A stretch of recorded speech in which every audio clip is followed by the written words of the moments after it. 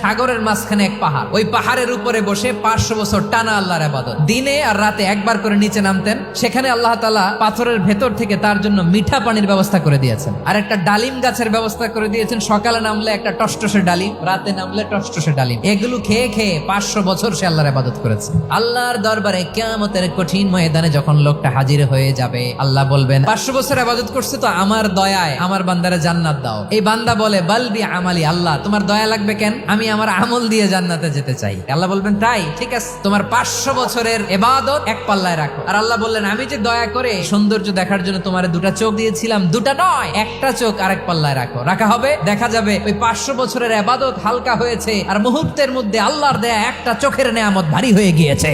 ফলাফল দেখো, হিসাব বলে তুমি এখন জাহান্নামে যাবা, যাও এবার জাহান্নামে যাও। এবার লোকটা কাচুমাচু করে বলে আল্লাহ এবার আমি বুঝতে পেরেছি তোমার দয়া ছাড়া দুনিয়ায় কেউ জান্নাতে যেতে পারবে না।